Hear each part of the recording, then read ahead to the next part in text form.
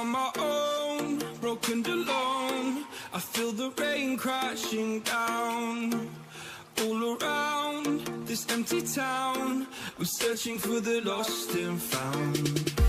But you don't care, you're unaware. Keep moving like the scars aren't even there. It's in the air, like a blazing flare. Just stare, cause the flames will burn us. I thought you were the one for me. That's why I gave you everything. Held you close by the stormy seas. Oh, you meant the world to me. I used to kiss your head when you cried for me. Hold your hand while the pain was over. Keep you warm by the roaring sea. You meant the world to me.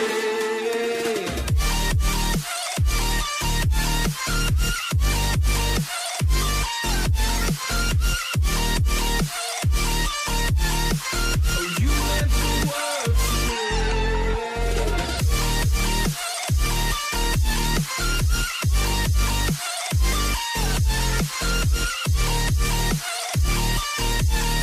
Oh, you meant the world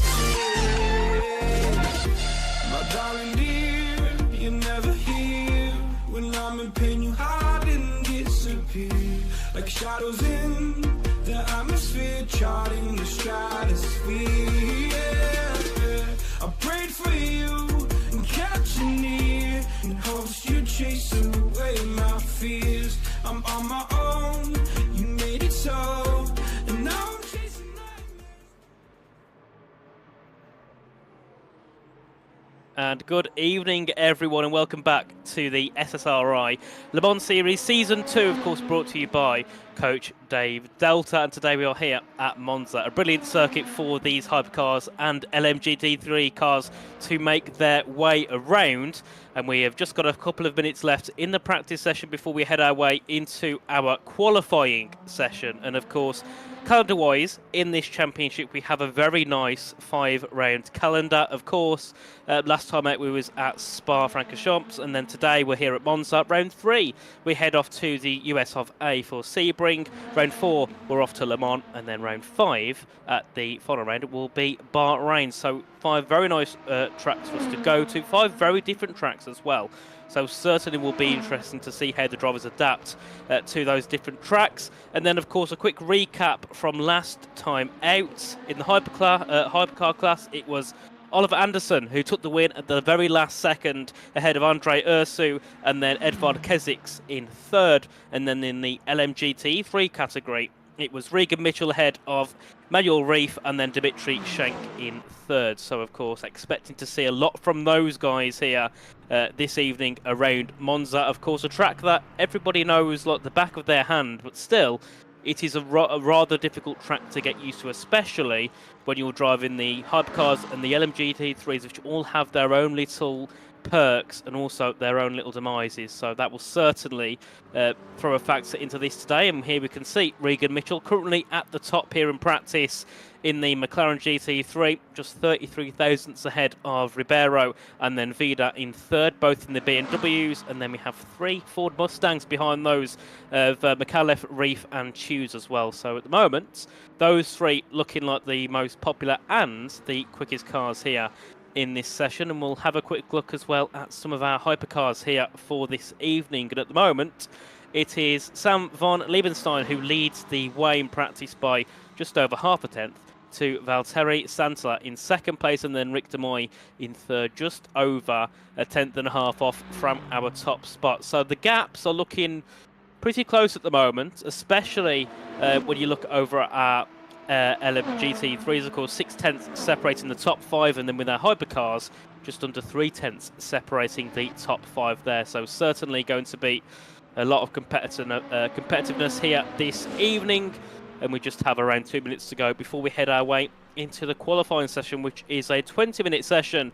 And then, of course, we have our 60-minute 1-hour race to end off the evening. So it will certainly be a very interesting one indeed. And, of course, last time out in Spa, we had the wet weather make an interference. We had, I think it was dry, wet, dry in the end. And, of course, that changed things heavily. And we'll have to see what the weather does here this evening. But we can see there Andre Ursu who of course lost the win by only a couple of hundredths last time out in Spa, heading his way down towards the first corner here in the Porsche hypercar. You can see the onboard camera here as he heads his way through in towards the first corner, into the chicane, locking the rears slightly, and of course in the hypercars very easy to lock the rears, especially into a braking zone like at the Rettifilio chicane. So that's something that the drivers have got to be wary of, especially when they're running glow fuel, when the cars are very light, and also when they've got heavy tyre wear, once those tyres have started to get a little bit more worn out. And we can see there in towards the Della Roggia a little bit more conservative on the brakes and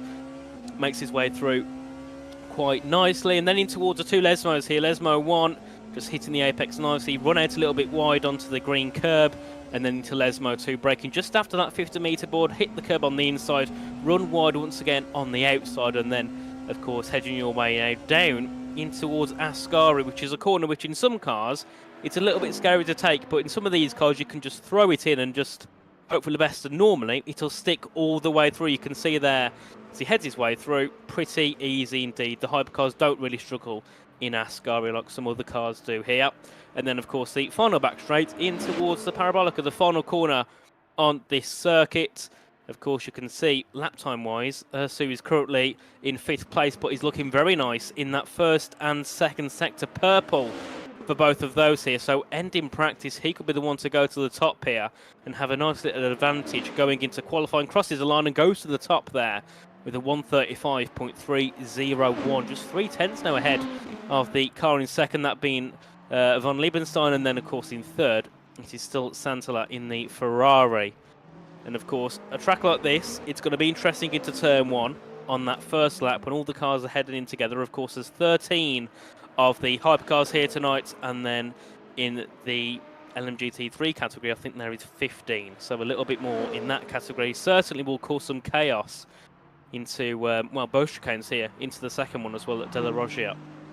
So that's something that the drivers have got to be careful of, especially on that opening lap, and also near the end of the race when they might be fighting for some key positions. And looking at the lap times now, coming through, Andrea Ursu, he's also up in that first sector by another 3.5 tenths of a second here, a 31.515, so looking very strong here as he heads his way down towards Ascari.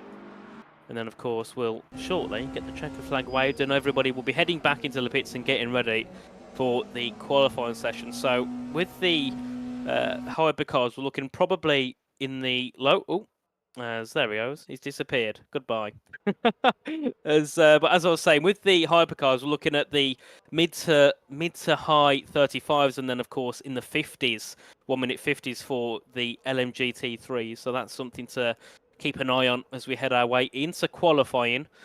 And of course we can see our results from practice. The top 10 separated by just over a second and a half, and Ursu with a nice little advantage at the front. And our race winner from last time out, Oliver Anderson, sits in P7, just shy of a second off. So certainly needs to find a little bit of pace as we get our way now into qualifying. Of course, we can see our LMGT3s as well. Regan Mitchell topping the timings there by, I think, 8/10 there to Pascal Vida, and then Bruno Ribeiro in P16 or P3 in the GT3 category.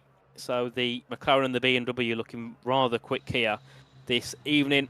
And then we can see as well Dmitry Schenk there a couple of seconds off and was actually third last time out in Spa. So certainly needs to find a little bit of pace in the Aston Martin. But of course we can see a few cars now heading their way onto track to complete their first laps in the qualifying session. Of course we'll see how everything gets on. Here's Sam von Liebenstein in the number 94 in the Porsche. We can see there just heading his way through in towards Curva Grande, then down towards the Della Roggia chicane.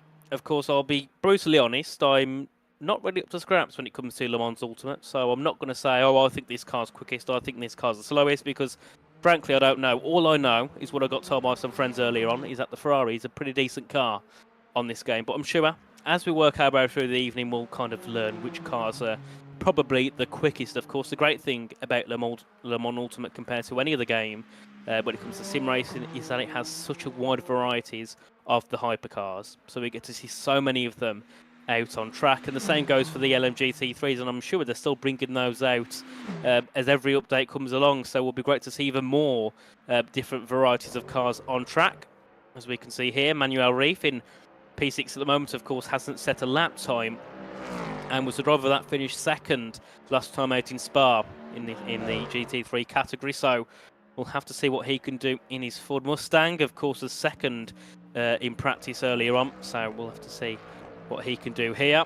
Just heading through Ascari and then down towards the final straight onto Parabolica. And we'll see him start his first lap, and we'll have a little look back at Von Liebenstein, who I believe should be heading his way down towards turn 1 and at the chicane. Here we are, just crossing that line to begin his first lap of the session. We'll see what he can do here. In towards the braking zone, of course, hard on the brakes, so you've got to lift off and trail brake quite nicely in towards turn 1 there to avoid any front or rear lockups, and takes that first chicane quite nicely. Straight back on the power now as you head your way through the Curve Grande, keeping it right to the curb, right to the apex as you head your way around, and then of course straightening up and preparing for the braking zone down in towards the De La Roche chicane just after that 100-metre boarding. It's a 32.0 for Von Liebenstein's first lap or first sector here around Monza. And then, of course, heading in towards the two Lesmos, yet again wanting to be close to the curbs, not quite touch them as you head your way through. And then, of course, here in towards Lesmo 2, same once again, running a little bit wide there on the exit. And now heading down to what in Formula 1 would be a DRS straight in towards the Ascari chicane. Of course, a very high-speed corner in the world of motorsport. Get the car thrown in, and you've just got to hope that the car sticks through. And there you can see a decent middle sector as well, a 32.3. As we do have some lap times coming up on the board there. It's currently Massier Saya at the top with a 136.418, a couple of tenths ahead of Rick Demoy in second, and then Frank Hopp as well, just a tenth behind in third. And at the moment, it's looking like a pretty decent lap here for Von Liebenstein. It's just that first sector losing nearly half a second on our top time, but aced the middle sector and aced the final sector as well. Jumps up into P2. You've got to think that would have been a superb lap if he got that first sector nailed. And we can see there Timo Zajdak in the Toyota jumping up to the top there with a 135.303. And actually, I think we're near the kind of peak lap times we had back in practice. So the drivers are certainly looking to put their foot down a little bit more here in this qualifying session. And we can see as well some lap times shortly coming through for the LMGT3s. It's Nick Vargas at the top at the moment, who's P7 overall, but of course P1 in class with a 150.518, and Manuel Reef in second. Mike Abranhosa in third there, around half a second off the time from Vargas. So we'll see what other lap times will be coming through here. And Regan Mitchell is up by 4/10 in that first sector alone. So very strong laps so far here by the number 95 in the McLaren. We'll see what he can do as he heads his way down to the end of sector 2. We can see Chews as well, Schenk, Banks all putting in some of their banker laps here at the start of qualifying. And we can see, I think that was Vida as well, jumping up into P2. And Regan Mitchell losing a little bit of time though in sector 2. So using a lot of power and force in sector 1, losing time in sector 2, but still should be on for a provisional pole position here with just under 15 minutes to go in qualifying. I think it was Stanek there jumping up to P6, Chen in the Ferrari up into 7th place ahead of Timoshenko. And let's see what can Mitchell do. Should easily be a pole position spot here, or at least a top 5 as he heads his way out of the Parabolica in the McLaren. The only other McLaren setting a lap is in P4.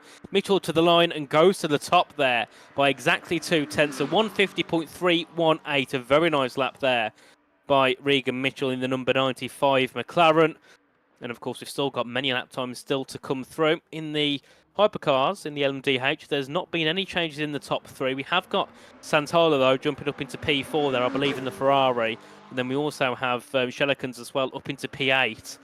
So the bottom of all those that have set times in the hypercar category. And here we can see Oliver Anderson in the number 2, currently up by 3/10 in the middle sector over Timo Zajdak here. So a very nice lap so far here for Oliver Anderson, losing a little bit of time in the first sector. But I do think that Zajdak really aced that first sector because no one has really been there at all in terms of that first sector time. Sector 2 is looking decent, and I'm sure here she'll be able to hook it up at least the top 2 here as he heads his way out of the Parabolica now, out of the final corner up to the line. Let's see what it'll be here for Oliver Anderson. Will it be provisional pole? It will not be. It's P2 there, just shy of a tenth to Demoy, who goes to the top with a 135.024. And then I think it was Sire finding an improvement, and now sits in P6, just shy of 7/10 off of that top spot. So very competitive laps coming in. And a couple of drivers as well who may not have been showing their full potential in practice, as we've seen lots of Demoy, Zidek, Anderson as well. Those guys weren't near the top at all in practice, and now are right here in qualifying. As here's Andrea Ursu, of course, topped practice with P2, and apparently lost the win due to strategy last time in Spa. Down by a tenth and a half in the first sector, so let's see what he can do in sector 2. As he heads his way through, looking decent so far here in the Porsche. A little bit wide though, heading out of the second Lesmo. That's going to cost him some time. Just quickly bringing up a little bit of the gravel, and now heading down to the end of sector 2. Let's see what it will be here. Is he down or up in that second sector? We'll see very, very shortly what it will be here for Andrea Urso, and I think that might have been a lap time invalidation, if I'm correct. So that certainly isn't ideal for Ursu here. Of course, sits in P12 at the moment, not where he should be at all. Should be a lot higher than that. Should be in that top 5 quite comfortably, really. As more lap times are coming through. I think it was Spenkelink there jumping up into P10. So just inside that top 10 there for the number 11.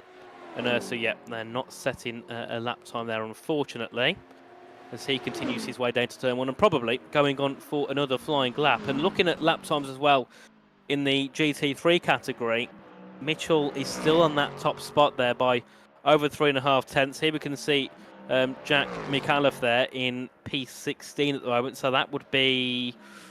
Oh, sorry. Yep, P16, so that's quite far down the order. The only one not to set a lap time, yes. Yeah, the only one yet without a lap. So we'll see what he can do. Up in that middle sector, though, over Mitchell. So this could certainly be a barnstorming time here for Jack Micallef there. We'll see what he can do. Just heading in towards a Parabolica shortly. So down by a couple in the first. Up by half a tenth in the second here. So you're looking at around P2 quite comfortably. A bit of a slide, though, heading through the final corner there in the Mustang. And let's see now as he straightens himself up to the line. Will it be a top 2 here for Jack Micallef in the Ford Mustang? It will be P4 there, ahead of all the other Fords in the grid. 6.5 tenths off that top spot. And you can see there, lost over 3 tenths in that final sector. And that's, of course, where he's probably lost that chance of a top 2. And Mitchell there jumping up even higher, this time extending that gap to 4.8 tenths of a second to 49.8. So very strong here at the moment is Regan Mitchell, ahead of Vida and then Vargas in third. And, of course, we'll see what Jack can do here. And I don't think he's going to set a set time here unless he... Let's see if he had an invalidation. No, he didn't. He's up, though, on his previous best, but a little bit deep in towards the chicane. Hops the sausage curb, and that certainly is going to ruin that lap. As we look further down, so Beisters is the only one not to set a lap in this session in the hypercar, in the GT3 category. Everybody else has, the other 16 have, and then in the hypercar category, everybody set a lap bar Carlo do Orazio, so he's the only one to set a lap yet in this session. Just 10 minutes to go here before we get our way into the race, and we'll see who's going to have that advantage going into it. As we can see here, Bruno Ribeiro in the BMW, 13th at the moment in class, just over 2 seconds away from that top spot. So we'll have to see what he can do on this next lap. Of course, I'd love to bring that gap down a little bit more here. And of course, if you're 2 seconds off in quali, you've got a 1 hour race ahead. Certainly doesn't really fill you with confidence, at least if you want to try and jump into that top 10 and get yourself some well-deserved points here. Just hopping that chicane on his 8 lap here. Of course, looking to get himself nice and warmed up and go once more here. With 9 minutes to go, they're going to get 2 or 3 runs in here, I'd imagine. Maybe 4 if you can push it. In terms of how much fuel you've got to prepare, of course, you've got to make sure you've got certain amounts of fuel in, energy, ready to go. And then, of course, we can see now it's going to be Zidek and then Van der Kolen now up into the top 3. A Toyota 1, 2, 3 here in the hypercar qualifying at the moment, as Ursu up into top 2, so ruins that 1-2-3 in the Porsche, just shy of 2/10 away from De Moy, who's still got a very nice advantage out front there, just under 2/10 of a second. And then, of course, I think it was Anderson as well, who was looking decent in the first sector, but has lost a couple of tenths in sector 2 here, so isn't really much of a competitive lap. As we can see here, Brian Scheckerman in P12 at the moment in class, currently over 1.9 seconds off, so just shy of 2 seconds here, so needs to find some time.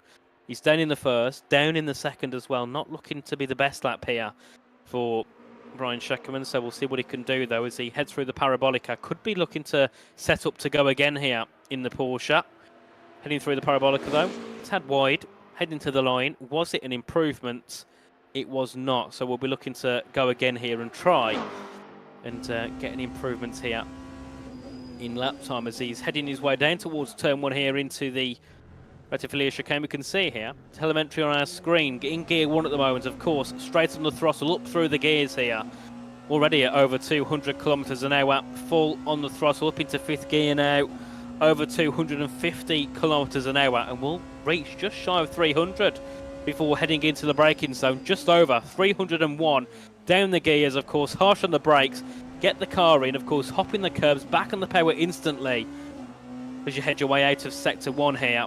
Very nice so far here for Brian Scheckerman, I believe, has had an invalidation because I can't see a sector time come up here, my end, so we'll be looking to have to go again with just over 6 minutes to go, so a little bit of pressure here on Scheckerman at the moment, and the same as well goes for Spenkelink at P11, currently 1.7 seconds away from that top spot, so also needs to find a little bit of time in his car. As here we can see Sem Spenkelink in the Isotta Frascini, a car which I didn't actually know existed until like 2 hours ago. I got told that it, I think it was drawn or something halfway through last season or something. So that's all I know. I did not know anything about it, so I'm not going to comment more on the car because the fact I didn't know what it was probably explains quite a lot. And it also explains probably why Sem is down in P11 at the moment in class. Either way, though, it has got a very nice livery. I'll give it that, a nice blue, white and red livery on that car as he just heads his way through the end of the second sector, through the second Lesmo. 7/10 down in sector 1. Definitely not a promising lap here, as Anderson, I think, has jumped up into P5 now, just over 4.5 tenths off that top spot. And you can see there Sem is 7/10 down in sector 2, so you're looking at already 1.3 seconds down. Needs to try and hook it up in the final sector, otherwise, yet again, I don't think it'll be much of an improvement here. Of course, at the moment, it's Luna Tranca, who's just inside that top 10 by just over a tenth to Spenkelink here. So we'll see what can Sem do. Into the final corner now, the Parabolica, of course, straightening the car up, heading to the line here with just over 5 minutes to go. And will it be an improvement? No, it will not. So 36.7, 3/10 off his personal best here. So we'll have to go again and hope to find something. And here is Valtteri Santella in P7 at the moment. Personal best in sector 1. Not a personal best though in sector 2, however. A 31.9 and a 32.397. Could still find a position or two here. Just jump inside that top 5 possibly. At the moment, it's it's quite competitive at the top. I mean, we have 3 Toyotas, a Porsche, a Peugeot, and then we have a Cadillac and a Ferrari in that top 7. So very decent up front here at the moment. Let's see what can Santella do. Head into the line, and I think yet again was not an improvement, unfortunately, and stays in P7, just shy of a second away from pole position. And there's not been that many improvements coming through here. Luna Tranca was up in that first and up in the second, actually. A very nice first sector there, a 31.633. Middle sector was a little bit off and then went into the pits after sector 3. So not the lap there for Tranca. We can see as well, I think Von Liebenstein's up in that first sector. So is Frank Hopp. And then looking at the GT3s here, we can see Iridius Partes in P8 at the moment. Just over a second and a bit off that top spot, 1.4 seconds I think here. And we can see having a personal best in sector 2, so not looking too bad here for Partes, 1.2, correct me, seconds off that pole. And yet again Mitchell extending that gap now to 6.5 tenths ahead of Vida, and then only Well, now it's Reef in P2, and I was going to say it's only 5,000 back to Vargas in, who's now in 4th, and then it's only 20,000 separating Reef and Vida. So P2, 3 and 4 separated by not even 30 thousandths of a second. So a very nice battle here for the podium if it stays like this heading into the race. Partez, I don't think found an improvement, stays in P9 for now at 1.2 seconds off Regan Mitchell, but then again, I don't think anyone's going to be anywhere near Regan Mitchell at the moment. That lap time, 49.6, is an absolute barnstormer of a lap, as we can see there at the top on our clock, just over 3 minutes to go. So you've not got long here to get another lap in. You've probably got one, maximum 2 attempts if you're already on a run. And here is Lester Banks in the Porsche, currently sitting P13. The only Porsche here tonight in the GT3 category, and for a newbie like me, that tells me that the Porsche probably isn't the best car here. And at the moment, being down in P13 is proving so, just shy of 2 off. 2 seconds off, sorry. As he heads to the line, though, is it going to be an improvement for Banks? No, it will not. Stays in P13 now, just behind the back of Tomasz Stanek in the Aston Martin. And I think there's still a couple laps to come through. So we had Mike Abramhosa there, I think just completed a lap and found some time.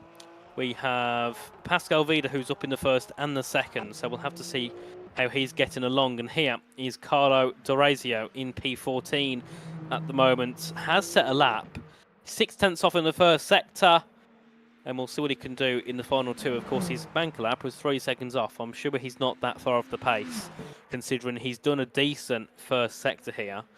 Heading into Ascari, 0.7 off, has a lock-up though, and that certainly sent him a little bit off course. So currently around 1.3 seconds off, so we'll be hoping to maybe jump ahead of Scheckerman into the top 10. If not, we'll be in and around P10 to P13 here. So he's heading his way into the Parabolica now. We'll see what he can do. As we can see there, Timo Zedek there, actually a purple sector 3, 31.028. I think has brought that gap down slightly to Ursu, just 0.2 off that top spot, and D'Orazio there jumping, not jumping up any higher, stays in P14, just over 2 seconds off in the Toyota, so not looking too good here for D'Orazio.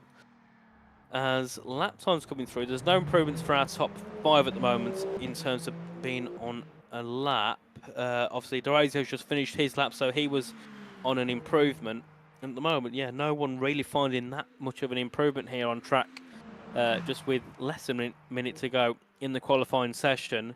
And I think that pole position could be secured as, well, I'll say that, Zedek's gone even quicker in the first sector now, a 31.2. Taking that top sector 1 away, is up over a 10th in sector 1, so could be on a late charge here for pole position, currently on target for a 34.5. But let's see what he can do in sector 2. He's down slightly, still though above that time he needs to try and take pole position away. And with less than 20 seconds to go, this is crunch time here. He's got to get the Parabolica absolutely perfect if he wants to try and take pole position away from Rick De Moy, who's had it all session long since the first laps came through. Zardek here looking decent through the final corner, runs wide however, and that is that lap over. Won't be taking provisional pole away, and actually Ursu has gone to the top there with a 34.498, just under 2/10 ahead of De Moy. A very nice lap there from the Porsche, and it is a 1-2-3 for the Toyotas. It's now a 2-3-4 as Van der Kolen's got back up into P4 ahead of Anderson, and I don't think there's many more representative lap times coming through unless De Moy can find anything here, but I don't think he can. He's in the pit lane, so he's done here in qualifying, and let's see what can Ursu do. He's up again in sector 1, so looking not too bad here for Ursu. Of course, I think has got pole position secured as Van der Kolen goes up another position into P3. Let's see what Ursu can do, and has gone off track there, heading out of the Lesmo number 1, and that will be his qualifying session over, even though he was up in sector 1, so could have been an even bigger margin to De Moy and Van der Kolen in the top 3. And then here we can see Sem Spenkelink, so down by 0.3 in the first, down by a second in the second. Would it be an improvement higher than P13? No. We'll head back into the pit lane, and then our gap between P1 and P2 in the LMGT3 is over 0.6. So very, very dominant here by Regan Mitchell, and the McLaren name following the dominance it's got in Formula 1, as well as here we can see Viktor Timoshenko did find an improvement, and where does that put him? I think it put him into P10 in class there, just 39 thousandths back from Partes. So very nice there from the Ferrari of Timoshenko. But yeah, there we go. Top 5 separated by 7 tenths. But another thing to notice to make it seem a lot more competitive is that P2 to P5 are separated by 8 tenths. So very close here in the battle for second and below in the LMGT3 category. We've come to the end of qualifying and we'll shortly see the grid ready ahead of our 60-minute race here around Monza. Of course, one of the homes of motorsport here, not just in Europe, but around the world. And we can see our qualifying results, and it is Andrea Urso on pole ahead of Rick de Moy in second, Stan van der Kolen third, Zedek in P4, and then Anderson running off that top 5. Then we have Sam van Leeuwenstein in P6, Valtteri Santana in P7, Mathieu Saya in P8, Frank Hopp 9th, and then Brian Schackerman rounding off our top 10. And then we'll see as well in P11, it's Luna Tranka in the BMW ahead of Mick Schelikens in P12, Sem Spenkeling in P13, and then Carlo Dorazio rounding off all of our hypercars here tonight. And then on pole position for the LMG3 category, it is going to be Regan Mitchell ahead of Manuel Reif and Pascal Vida, our top 3. Then we have Nick Vargas in P4, Jack Micallef in P5, and then Mike Abronhosa there. That's 20th overall, 6th in class. And then we have Bruno Ribeiro, Ike Chews, Ildris Partes, Viktor Timoshenko, Dmitry Schenk, Konstantinos Bouzas, Tomasz Stanek, Lester Banks, Nelson Abronhosa. Then we have Dominic Chen and then Patrick Beistas. Our full grid here. 31 cars tonight taking their way around the Monza circuit. Of course, before we head our way in, quick reminder of the results from last time out. In the hypercars, it was Anderson ahead of Ursu, ahead of Kesix. And then in the GT3 category, it was Mitchell ahead of Reif, ahead of Schenk. So we'll have to see where those guys will fill out in all of this. And we haven't got long before we head our way in to see what they can do. Of course, ahead of round 2, of course, today's a 60-minute race. The next time out is a 60-minute race, and then I think it's a 90 minutes and then 60. So we have 2 types of races here, a 1 hour and a half and a 1 hour race. And of course, here is one of our other 60-minute races. We haven't got long before we head our way in. And we can just see here the garages of all the cars sitting in there. And they won't be in there that long. They're probably already out on track, just waiting for us to get underway here. And of course, we will have a short information lap here, so we haven't got to watch them take the whole track of Monza before we head our way in, because that would be, yes, rather boring, I've got to say. And we can see now our cars on the grid, just getting ready to start up and getting themselves into the race. And of course, they will have a pit stop in this 60-minute race. It's just about when they do it. And also, they've got to be careful with their strategies as well. They don't want to burn up the tyres too quick. They don't want to, for the hypercars, use up too much of their energy too quick. So they need to be very careful here in this one and make sure they play their strategy right. Of course, from what I heard from last time out, it was a strategy error which cost Andrea Ursu the victory. Of course, Oliver Anderson took that one and now sits in P5. So it's going to be difficult, but certainly on the cards here for Anderson. But would certainly be looking for a back-to-back podium, I think, at the least here, starting in 5th spot. As we can see all of our cars loading in. I mean, Regan Mitchell and Manuel Reif too. Those two, of course, top 2 last time out, top 2 here in qualifying. So at least we know in quali, they are very quick.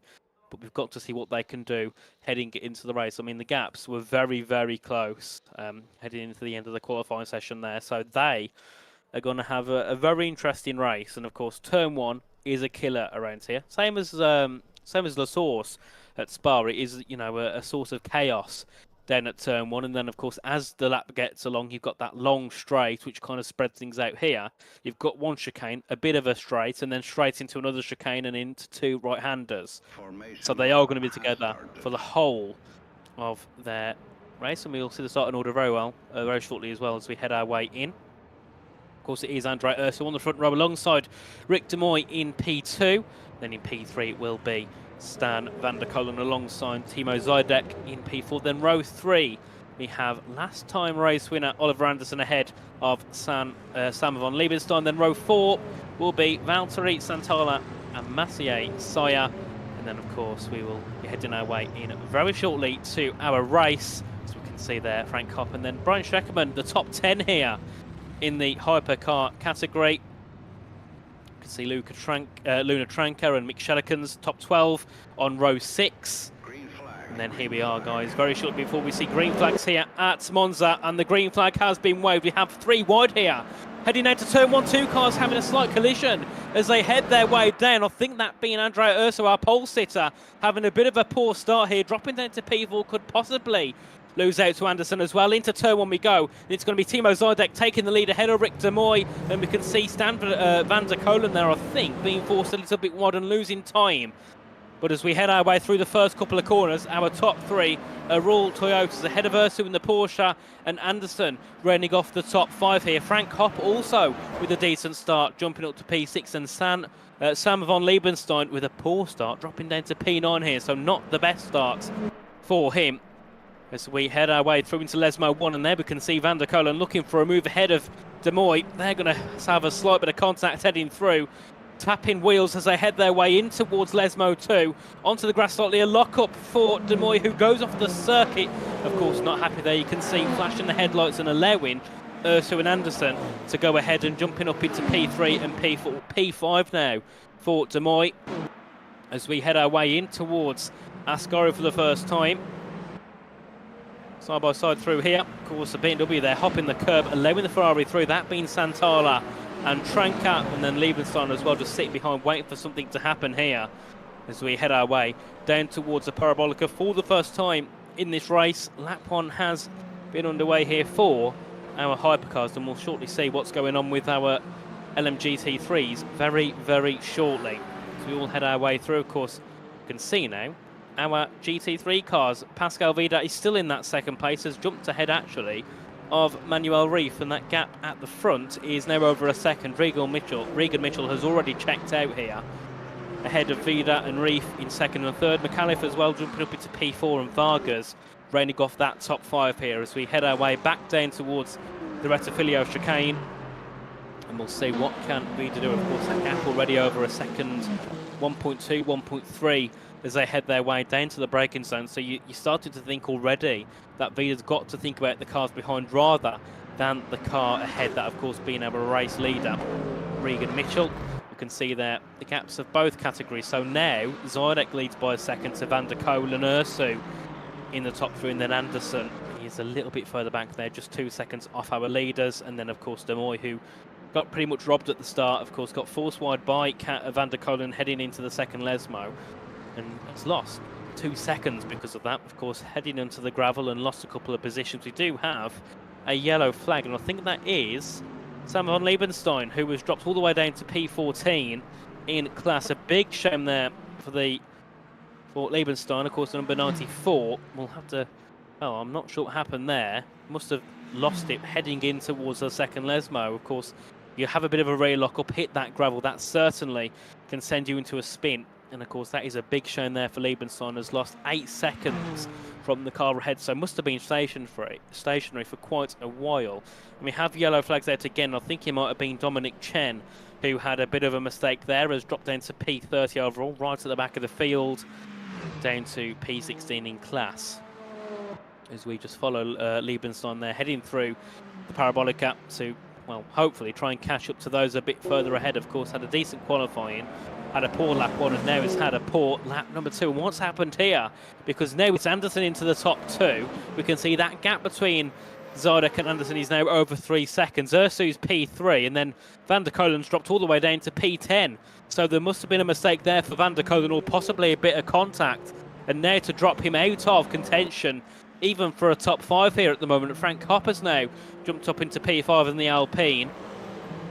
As we head our way through here with Oliver Anderson.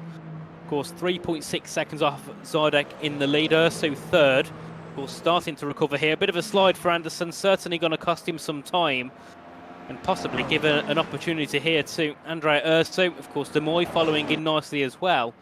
And then you can see Hop and Santala and Tranka just in the background as we head our way into Ascari, and you can see a lot more pace here from her. So he's right on the rear of Oliver Anderson as we head our way down to the Parabolica. Of course, Zodek is happy with the way things are going there because he has got a 4-second gap here as we head our way in, and I think Ursu was possibly thinking of a move there, but backed it at the last second and chose to just sit behind Anderson and, of course, use the benefit of that slipstream heading down towards the Ratifilio chicane down at turn 1 here. So we begin our third lap of the race. Just 54 minutes to go here, so a long time for our top four to have their battles and their scuffles, and of course see what happens at the end as Ursu now jumps up into P2 but goes horribly deep in towards the chicane, hops it. Anderson goes through into P2. De Moy now getting ahead of Ursu, jumping up into the top 3 once again, and you can see Ursu immediately looking to try and get into that slipstream as we do have another yellow flag, and I think that was Dimitri Schenk here in the number 27, spinning around at Ascari. Of course, in the hypercars, it's quite planted through there, but in the GT3s, if you hop the curb slightly wrong, you're going to spin around and you can't recover the car at that speed heading through there. So now we have a little battle at least though for 29th and 30th. There are a couple of tenths separated here. Dominic Chen could be looking for a move down towards turn 1, depending what sort of run he gets on the Aston Martin. As they both continue, of course, you can see that gap. 2.5 seconds here between Mitchell and Vida. That gap is increasing lap after lap as Massier Saya has had an incident, dropped down to 13th here, and has now dropped down to dead last. As we can see, of course, it's Alec and Mitchell leading the way here at the moment. As we see Schenk and Chen heading down towards turn number 1. Hopping the curb quite furiously there with the Aston Martin. Of course, some cars can cope well compared to others when it comes to curb usage. As here, see the cars heading through. Of course, the Ford Mustang of Ike Choose in P8 at the moment in the number 77. Running along nicely on the back of Ribeiro. And then, of course, ahead of Partes in 9th, of course, one of only 2 Ferraris. And Ribeiro is one of only 3 of the BMWs, of course. The other one being P2 of Vida and then P14 of Meisters, who's over 14 seconds back. Hasn't been the best start for him here. And we can see a bit of pressure being laid onto the back of Choose by Partes as we head our way down to Ascari. Surely they're not going to go too wide, and I think Partes looking for a dummy, trying to scare, choosing to go in a bit deep there, and Choose doesn't have any of that and continues on rather nicely, but Ribeiro's made a mistake, and now Choose could be on the attack of Ribeiro, as I think we've had another yellow flag somewhere. That is Rick De Moy down to P7, dropping all the way down the field, so has made a mistake somewhere, but here's a battle for P7 in the LMGT3 class, Choose versus Ribeiro. And of course, we can see Partes as well looking to try and go through the middle of them as we head our way through. Choose has gone deep. Through goes Ribeiro and Partes into P7 and P8, and possibly we could see Konstantinos Bouzas getting involved in this little battle as we head our way down to turn number 1. And let's see what happens here into the braking zone. Is anybody going to think of making a move? You can see there, Choose actually going for a send on Partes. Partes will have to brake later, does brake later, and I think for a moment it looked like there was going to be a bit of a tap in the rear of the Ferrari. They're side by side, a better exit there by Choose, gets ahead of Partes once again. A brilliant move by the Ford Mustang as we head our way back down towards the De La Rogier chicane, and we'll see, can Partes though fight back and try and jump back up into P8, but for now I think that's that move done and dusted with, as Santala's caused the yellow flag. He's dropped down to P9 now and has promoted De Moy back up into P9, as we can see Santala down in P12 here.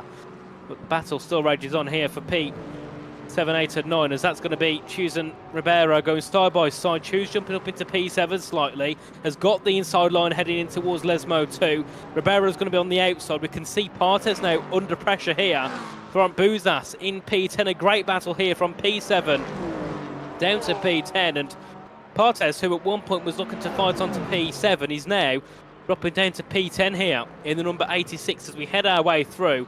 We can see in the background as well, that's going to be Lester Banks looking to get involved in P11 at the moment, looking to close in here. So we head our way back down towards the Parabolica, and that's a slide there for Banks, and runs very slightly wide here as we head our way into the Parabolica once again here. 50 minutes to go. We've only been here 10 minutes. We've had so much contact, so much chaos here in the opening part of this race. I'm sure the ending as well is going to provide some sort of chaos. As that's going to be a spin for Banks heading out of the Parabolica. Does collect it though, a nice 360. Has to get it back fired up. Stops on track and, well, not ideal there for Banks as we have a yellow flag, and that's Banks back into the pit lane. Not good there for Lester Banks at all. And that will be Lester Banks out of it. DNF here for Banks. Not going to continue on here. It's here. The battle continues on. P7 to P10. Choose Ribeiro passes Buzas as they head their way through Curva Grande in towards the De La Rogier shortly, and Ribeiro is going to have to try and get back ahead of Choose here. Has got a decent run though as we head our way down on the outside line here for the BMW. Can't get ahead though. Has to switch to the inside, but has to back out, heading into the braking zone. And we can see further ahead, of course, our leaders separated by 4 seconds. Mitchell ahead of Ida, so that gap has increased, but not as much as it did on the first couple of laps. That's safe to say. And then as we can see as well now, some of the laps traffic is coming through, and that's going to be contact heading in towards the De La Rogier chicane, and that would have been, I think, Schellikens possibly, or Von Lipsenstein, someone making a mistake there and locking up again into the barriers, and that was, I think, we'll see very shortly, I'm not quite sure who that is, and that's going to be Luna Tranca, who gets collected by another one of the LMDHs heading through there, and that is a very, very, very sticky situation, and I think it was Lipsenstein who hit him. That's Sem Spenkelink as well, who's of course spun round. Not ideal there for Sem as we head our way through. And of course Luna Tranca is out of the race, has had a DNF there. Not ideal at all for Tranca, who was actually pulling along quite nicely earlier on. And what has happened there to Zardek, because that gap has also came down at the front, because Ursa has brought it down to 2 seconds. It was 4 seconds a lap, so something has happened there. Because here we can see Von Liebsenstein on the back of Schellikens heading in towards the Parabolica they go. And of course, once you start hitting that lap's traffic, the GT3, you've got to be careful. Because you've not only got to think about your rivals you fight, you've got to think about the GT3s that probably don't even see you coming. So we head our way back down towards turn number 1. Here's Schellikens and Von Liebenstein having their nice little battle. Liebenstein back up into P9 ahead of Schellikens and jumps back up. Very nice as they head their way in towards the Rettifilio chicane. And they continue on once again. Of course, at the front, we saw another fastest lap though there by Timo Zardek there, a 1:35.859. So doing very nicely here so far. As you can see there, of course, confirmation Tranca out of the race, and a couple more cars making their way through a bit of the lap traffic. Of course, that being there, of course, Carlo Dorazio currently in P8 at the moment, P6 at the moment in the number 8, and then Van der Kolen a little bit ahead there, you can see on the road in P5 in the number 7. So they're going to have a nice little battle here, the two of the Toyotas, as they head their way through towards Ascari. And Dorazio's got a decent amount of pace here in the Toyota, so could certainly be right on the back of Van der Kolen very shortly. Of course, you can see a few cars just passing through, a couple more of the lapped GT3s, one of them being one of the McLarens, as we head our way. And the Ford as well, nearly coming into contact, and I think for a second it looked like there was, but luckily they avoided it, that being the 88 of Jack McAuliffe there in P5 in class. And then of course you can see that was the two Toyota just passing their way through. Scheckerman as well won't be that far behind from getting ahead there of the GT3, as they head their way back down towards turn number 1. And ahead of them now, I think, is going to be Nick Vargas in P4 at the moment in the GT3 class.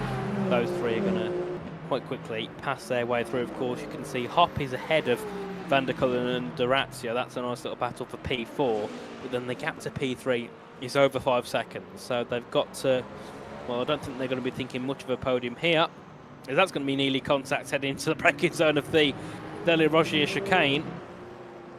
Oh, you can see all the cars making their way through there, that being one of the LMGT3 cars, as we continue our way on. And now we have side-by-side action between Van der Kolen and Dorazio. Dorazio thinks better of it, brakes early, allows Van der Kolen to carry on, and will just follow behind nicely in the wheel tracks of the Toyota, but has actually lost a lot of time in doing so.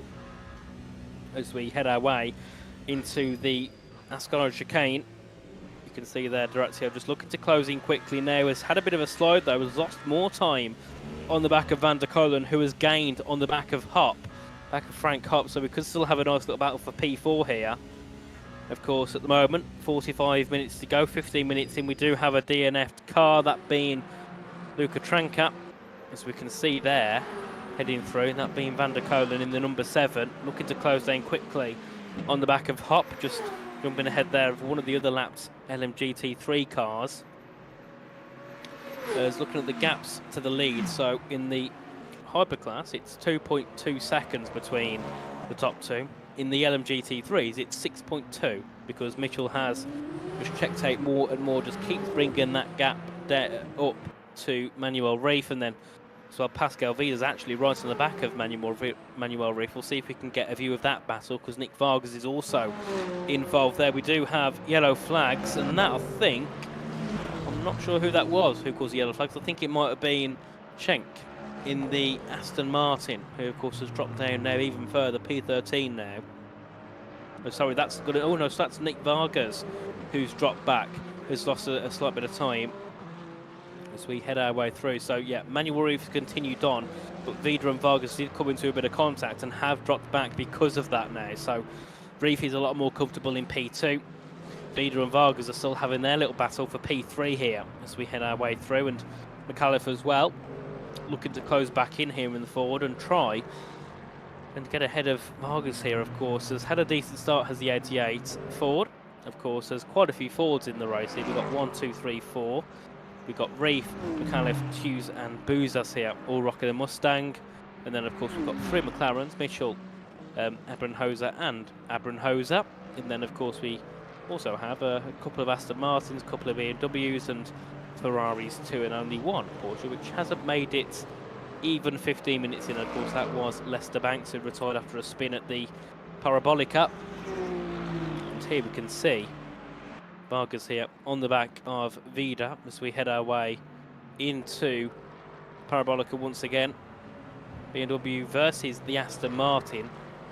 We'll see how this battle can get along. I think that's Spenkling there looking to try and get past the two of them. Should dispatch them quite early on, along with, I think that's side behind. Yes, it is, and they're having a nice little battle as well. A hypercar battle and a GT3 battle on the back straight into turn 1 here. Here's the telemetry as Vargas looking to try and get ahead of Vida. This is a battle for P3 here, a much needed podium for both of them, but so deep into the chicane there for Vargas. You can see Vida trying to go around the outside. Vargas blocks him off and takes that P3 away from the BMW. A nice move there by the Aston Martin of the 777 of Nick Vargas, who jumps up into P3. Of course, a very, very nice move there. Of course, probably overly aggressive, but who cares? He got the move done and now slots himself into a podium spot. But of course, 40 minutes to go here, so that battle certainly isn't over. As we can see, of course, ahead here, the battle for P3 and P4. Sorry, no, that's not a battle because they're both 6 seconds apart from each other. My bad. But at the top, that gap has came down again, and I think the issue is Zodet's got some decent pace, but he keeps making a mistake here and there, and that just brings Urso even closer, because Urso's gone very quick in the second sector, 32.5, quicker than anyone in sector 2, and is still bringing that gap down to Zydek. Now 1.4 seconds is the gap between first and second. Of course, another 6 seconds back to third, another 6 back to fourth, and then of course our next battle is Scheckerman and De Moy. That's for P6 and 7 here on track at the moment, the Porsche versus the Toyota. Of course, it was looking good for them earlier on. They had a 2-3-4, they're now sitting 1-4-7-8, so it hasn't quite gone to plan for the Toyotas here. As here we can see the number 7, of course, that being Rick De Moy, who, funnily enough, is 7th in overall, 7th in class, and 7th driver number, so it's 777 for Rick De Moy here at the moment. As he heads his way through, a nice move ahead of Scheckerman, jumps up into P6 and ruins the 777. He's now 667 as he heads his way through. Very nice move there for Rick De Moy. Scheckerman dropping down to P7 here, and then of course you can see as well Carlo Dorazio is actually bringing that gap down as well, 1.3 seconds back now from Brian Scheckerman, so could still be a nice little battle between Dorazio, Scheckerman and De Moy, depending on how this one pans out, as here's a battle heading down in towards the first couple of corners. Here's the number 46 of Bruno Ribeiro in P8, of course, was having a great little battle with Ike Chews and is still having a nice little battle with Ike Chews here. There's a yellow flag somewhere. That's Saya and Spenkling. Spenkling's into the pit lane, so I'm not sure if that will be a DNF or if it's a pit stop and will continue on, but certainly he made a mistake somewhere because he's been taken straight to the pit lane. As looking as well, Valtteri Santana has now dropped back into 23rd overall, so has also must have made a mistake again somewhere, as that gap is over a lap back from the leader. Here is Valtteri Santana, 18th in class, and of course the last one classified at the moment as he continues on the back of course, just getting past, I think that being Buzas, Constantinus, there we go. I got there in the end. It's a hard name, believe me, I'll get there in the end, guys, don't worry. It's my first stream here. Give it 2 or 3 races, I'll get there. We'll be there by Bahrain. Probably the best time to have the name, so when it's a finale. I don't want to be butchering the race winner's name or the championship winner's name. But there we can see Santana there just getting past Partas as well, and shortly we'll be past Ribeiro and Chews. And it's got to be careful because these two are in a pretty intense battle and have been so since the first couple of laps here. And there we can see Santana goes around the outside of the BMW. Should easily get through and jump up. There we are. Jumps up a couple more spots into 19th overall. Still 13th in class as we head our way back down towards turn number 1. And just look at the gap there between Mitchell and Reif. 8.5 seconds. And you've got to remember as well, Mitchell's going to have lap traffic as well, so that gap will also increase because will decrease because of that as well, being slowed down in some of the corners. So it just shows how quick Regan Mitchell is here at the moment. Of course, Reif is 9.2 seconds ahead, has actually kept quite a consistent gap to Vargas. That gap is around 2.5. Around 5 minutes ago, once Vargas and Vida had that bit of contact then at turn 1. But here comes Ribeiro, the inside line over Chews in towards the De La Rocha chicane. This is normally a corner for trouble, very deep for the BMW, has to go onto the escape road, comes back on. Chews will get it back ahead, and Ribeiro will have to go for it again sometime soon, but of course has brought back into it Partes, who of course lost out earlier on, dropped all the way down to P10. He's now looking to try and push back past the BMW. As we head our way through, of course, down towards Ascari, a couple more of the hypercars are catching up. They'll want to dispatch these lot quite quickly. They don't want to enter a 3-way battle. As Partes closing in on the back of Ribeiro. I don't think, though, will be quite enough to make a move. No, 6 back for now, of course. We'll have to be careful because there's a hypercar on the way. One of the Toyotas, I think it's Van der Kolen, looking to make their way through, along with Hop as well. They make their way through. Oh no, that's the leaders. That's a battle for the lead, actually. That's not, yeah, Zydak and Ursu having a battle for the lead. A few of the GT3s getting in the way as they head their way into the final corner. Let's see what these guys can do once they head their way back down to turn 1. And it was possibly an opportunity for Urso to jump onto that top spot. Of course, took a P2 last time in Spa and was only a couple of hundredths away from a P1. And now he's right at the back of Zydek for a P1 here. Of course, Zydek wasn't on the podium last time out either. So both of them will be looking for a win here because we have got a yellow flag. Someone's dropped back. I think it's Saya who has been to the pit lane, has boxed. So not ideal there. Massier Saya, as our 2 leaders still continue on, and Anderson, who of course, Oliver Anderson, who got the win last time out in Spa, has now claimed a P3 here at the moment and has a decent gap ahead of Van der Kolen. And then of course Frank Hopp, who's started to drop back a little bit here, now in P5. 19 seconds off the lead, 19 seconds off the lead, 6 seconds off the back of Van der Kolen. That was close to contacts there, as that's going to be Zydek making his way through along with Erstu. On, I think that was the 88, if I'm correct. That would have been Jack McAuliffe there. As they continue on, getting past Pascal Vida in the BMW, as they now head their way back in towards Ascari. Nice bit of slipstream here for Erstu, but hasn't quite got the run to make a move, and I don't think would have even been thinking about it there anyway, because it's not really the best place to make a move into Ascari. But a decent run here by the number 5 of Andrea Ursu. He's going to get alongside Zydek as they head their way into Parabolica. Of course, as a GT3, they've got to navigate their way around too. That could be quite close, 3 wide for a moment as they head their way in. And I'm sure that GT3 there would have been very scared as they made their way through. But now it's Ursu in the lead ahead of Zydek for second place. but we can see here the Zardek here has got to beat a decent slipstream in the Toyota. Will be looking to pull it alongside as they head their way down to the turn 1 once again. Let's see what happens here. The Porsche versus the Toyota. Zardek has for a moment got back up into first place. They make it side by side. Who's got the inside line? It will be Zardek, and they're both equal on the exit here, heading down towards the Della Rogier chicane. But I think the advantage will go to the Toyota because he has got the inside line. It's not very often you make a move around the outside here in towards the Della Rogier chicane. And Zardek's on the inside once again. Oh, Ursu having a bit of a slide, and actually he somehow corrects 2 spins heading into there. And, well, if he did spin, I think he would have taken Zardek with him. So very lucky there for those two to make it through unscathed. But Zardek back in that top spot, doing a great job ahead of Andre Ursu. And then, of course, we can see Anderson, even though they're battling hard, has still dropped back a little bit here. So that shows that the top two have got the freedom to battle. They haven't got to worry about the likes of Anderson and Van der Kolen catching up anytime soon. As we did for a moment have a yellow flag. I'm not sure who that was. It could have been Spengling there, of course, who's gone back into the pit lane.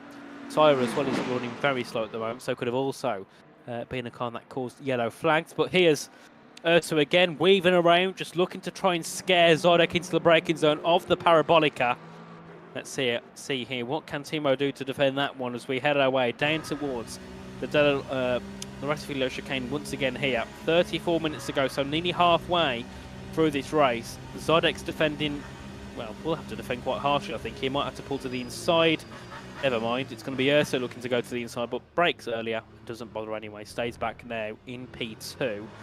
Decent exit there from Ursu though. However, on the back of Zardek, he's going to look to try and close in down towards the La Roche chicane. Of course, will have the inside line if he chooses to send it. Let's see, what does he do? Zardek immediately taking that outside line, moves back over to the right in the braking zone, and Ursu hasn't got a way through just yet, but I don't think it'll be long before Ursu has an opportunity and possibly could here into Lesmo 1, has got the inside line, doesn't pull a wheel ahead, just decides to sit back for now, and we'll go for it later on. Of course, we can see that's going to be Saya out of the race. DNF for Massier Saya. That's going to be one of 2 now. DNFs for the hypercar category. You see Ursu looking to just I think he's actually not too bothered about making a move. You could see, of course, lifted off and moved over through the Lesmo 1 and, of course, lost him half a second. So doesn't look too bothered about being stuck in that P2 spot for now. Of course, has got a long way to go before the end of this one. So doesn't have to worry too much yet about making that move. As we head our way into the Parabolica once again, Ursu 6.5 tenths back here. So he's starting to actually lose a little bit of time on the rear. Now Timo Zardek, and can see yet again weaving around there Ursu. Not sure what that's totally for, but even to his own devices. Of course, looking further down, Anderson still in P3 ahead of Van der Kolen, and Hop as well has dropped quite a lot off the back of the Toyota, but still securing a top 5 here ahead of Scheckerman and von Liebenstein. And then, of course, Demoy, who was right at the top earlier, was P2 in quality, is now all the way down in 8th place, but certainly could be on the cards for a top 6 here. He's not too far off the back of von Liebenstein and Scheckerman. And, of course, we've lost Saya and Tranker here, Cadillac and the BMW in this one. Big shame for those two. As we head our way through towards Lesmo 1 and Lesmo 2, and of course back into the GT3 category. I think there's been more battling between Reef and Vargas because Regan Mitchell has now got a 12.5 second gap, which is just insane here. We're only half the way through, and Regan Mitchell has got a very nice gap. He could spin here and still come out in the lead quite comfortably. And of course, still halfway to go, so you're looking at around a 20-second gap at least here with the way things are going. Of course, just 6 tenths ahead of Reef 6 tenths ahead of Vargas, and then Vida has dropped back a bit because he was in the battle for third. Now he's just sitting behind in a bit of no man's land. Hasn't got much of a gap ahead. Hasn't got little of a gap ahead. Hasn't got that little of a gap behind. Of course, that being in P5, Abram Hoser, his teammate. Technically, I suppose we could say with the same surname. Is then in P15. That being Nelson Abram Hoser. So we got Mike in P5 and Nelson in P15. We can continue our way on Of course, McAuliffe as well looking quite nicely in P6, leader, well, sorry, second place of the Fords on the back of Abram Hosa, so we'll be looking to try and jump up into P5 here. At some point, that gap slowly starting to come down. Of course, in the GT3s, the slipstream doesn't offer as much as it does in the hypercars, so it's not going to be as much of a benefit having that slipstream headed down towards some of the key braking zones. Of course, when you're around 4 or 5 tenths back, it does really matter. It does give you a nice bit of an advantage. Of course, you can see here number 777, that being Nick Vargas there in P3 at the moment, of course, just closing in and just keeping company with Manuel Reif here. Of course, Manuel got P2 last time out in Spa, as that's the pit stop here for the 777. I think the first pit stop of all the race there, apart from those that have pitted for damage. So into the pits goes Nick Vargas in the 777, and we'll see who else decides to come in. I think we've got Brian Scheckerman as well, who's in the pit lane, as boxed here. Just under halfway to go. De Moy as well here in P7, on the back now of Von Liebenstein, so that could be a P6 on the cards here for the number 7 quite shortly here. We can see there Von Liebenstein going a little bit wide there and allowing De Moy to close in quite quickly. Could have a run into Ascari here. He's going to pull to the inside, and this is going to be a bit of a ballsy move by the number 7. To the inside goes De Moy, and into P6 goes Nick De Moy there. A very nice move there ahead of Sam Von Liebenstein there, as we continue our way on down towards the Parabolica. But Liebenstein has got a nice run to the outside, but it will just be De Moy's job to keep that inside line there and cover off any threats. As our leaders, though, however, close again. Zodek and Ursu, a couple tenths separating the both of them as they was heading down towards, I believe it would have been down towards turn 1 a moment ago. Here is Andrea Ursu in the number 5 Porsche, heading into the braking zone. Of course, yet again hitting that lapped traffic, and that is the last thing that they want, especially when they're battling. We saw, I think every time we saw cars battling, a GT3's got in the way and has made that battle ever closer. As you can see there, that was close to contacts there. I think that might have been Partez just moving out the way at the very last moment. I don't think he wasn't even moving out the way, just kind of carried on with his line and hoped that Ursu didn't hit the rear end of him. As we can see there, that gap though increasing now, 7 tenths, and Ursu again could be caught behind another GT3 into the braking zone. Has to force the move. Oh, and that could have been more contact again there as we head our way through, and I think that might have been number 66, if I'm correct. Correct me if I'm wrong, but I'm sure that was the 66 that they just got their way past. As we continue our way on, of course, we'll see who else is going to be opting for the pit lane very shortly. 27 minutes to go, so we are officially over halfway through this race here. Of course, round 2 of the championship, the Le Mans Series, by Coach Dave Delta. Of course, Coach Dave Delta in partnership with us for this event. Of course, we're here for round 2 at Monza. Round 3, we're off to Sebring. Round 4, we're off to Le Mans, and then round 5, our finale at Bahrain. So, 3 very interesting races to go, but of course, we've still got halfway. Half of Monza to go here. Still yet to crown our top 3. Of course, it was Ursu and Anderson in the podiums last time out, and here we can see, in terms of energy, not a lot for those at the front. Of course, we'll be looking to pit shortly to get a bit more into those cars. Of course, you can see the lowest here is Ursu on 20%, Hop 21%, and then the others are all just in and around that 20% mark. Of course, Durazio down to Spencklink have already pitted, hence why they've got a bit more energy-wise. As we continue our way on, of course, there that being one of the BMWs just slightly in the way of Ursu again, and it seems like every time they get caught up or they catch up to a GT3, it's Ursu who gets the wrong end of the stick. Zardek passes through quite nicely, and Ursu normally has to do some ambitious move to get through and somehow not get into contact as we head our way into the Ascari chicane. And of course, one of the GT3s there hopping across the track and picking up a bit of dust there. I think that might have actually been, yeah, that's Sem Spencklink actually, one of the LMDHs, just taking a bit of a different line through Ascari. As we head our way through in towards the Parabolica once again. Of course, yeah, so the decent gap now, just over 2 tenths back from Zydek.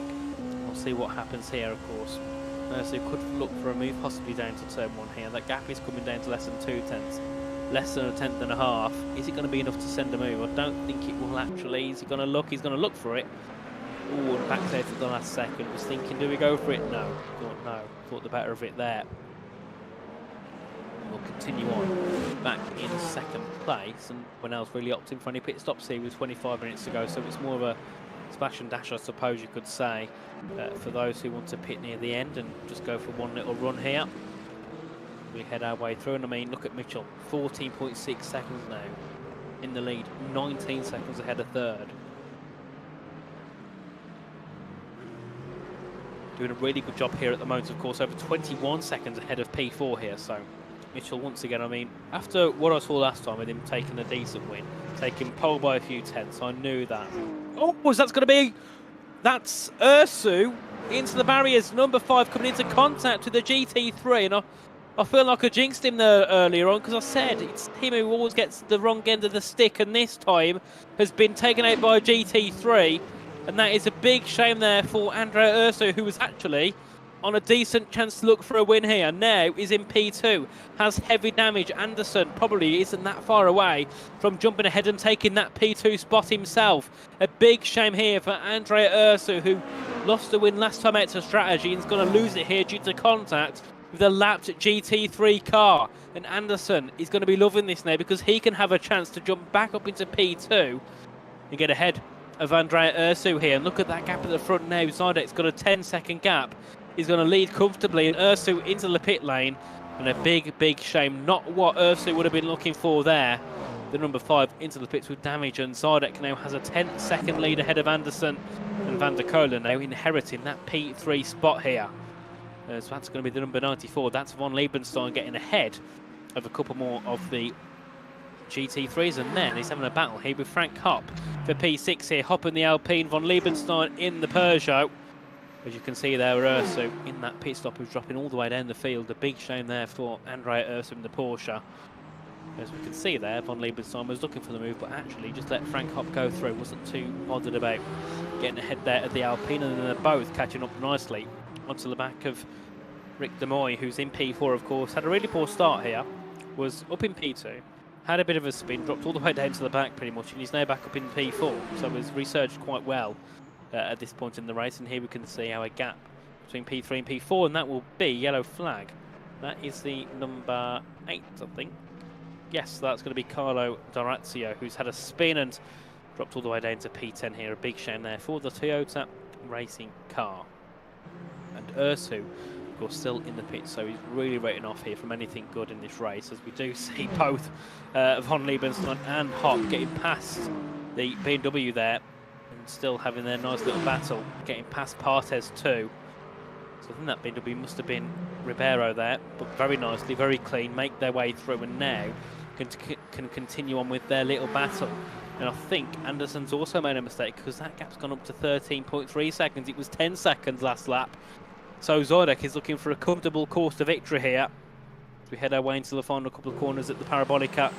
Ooh, and Von Liebenstein nearly hitting the back of Frank Hopp. I think Hopp broke a little bit early for Von Liebenstein's liking. As we head our way back down towards turn number 1. That being, I think, Oak Chews there, just ahead, just getting past the Mustang, and side by side we go again. And what does Von Liebenstein choose to do this time? Does he go for the move into turn 1? No. Just sits back into the braking zone and holds on to that P6, but I think there's a bit of a lock up there for one of them. That's going to be Hopp having a half spin and unfortunately not being able to correct it, and off into the runoff area. A big shame there for Frank Hopp. He looked a bit dodgy on the entry, looked like he locked the rears and just couldn't get the car back under control on the exit of the Rettifilio chicane, and unfortunately will drop down to P6 and promotes Van Liebenstein in the Peugeot back up into the top 5 here. Big shame there for Frank Hopp as we head our way through in towards the 2 Lesmos here. Zydek still with a 14-second lead, so continuing to increase that gap. I think he also knows he's got a lot of decent pace here, so knows that because of obviously not being in much of a battle for P1, he can just kind of drive along stress-free, and of course that there is making him more comfortable, hand in hand making him a little bit more quicker. As here, he's going to be Regan Mitchell. That gap, 16 seconds to P2. That's going to be, I think, 29 seconds back to P3. So doing a really good job there, and actually trying to get out of the way of one of the hypercars, that being Carlo Dorazio, of course, who had a bit of a spin earlier on. And there we are, gets his way through quite cleanly, and Regan Mitchell can continue on, increasing that gap to second place. 17.1 seconds now is Mitchell to Reef and McAuliffe as well, along with Hughes, all into that top 4. So the Ford Mustangs doing a very nice job here at the moment, along with the Toyotas as well, doing a nice job up in the hypercar category. As we continue on, of course, here we can see the full of the LMGT3 grid. Of course, 2 DNFs, Vida being one that's DNF'd as well. I didn't see that one happen, so a big shame there for Vida, who's unfortunately out of the race. Was in a very decent position earlier on, was up in P3 and dropped into P4 after a battle. Now he's not going to continue on. A big shame there for Vida, of course, who will not continue on in this race. And actually, I think finished quite well last time out in Spa.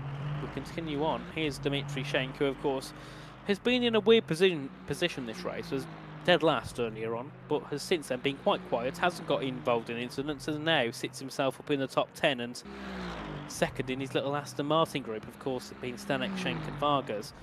As we continue on pit stop wise, we can see only 4 of them have pitted in the LMGT3 category, and I think the same is, I think it's around the same as well for the hypercar category as well. Of course, only 12 of them remain, and then in the GT3 class, I think only 14 remain, if I've got that correct.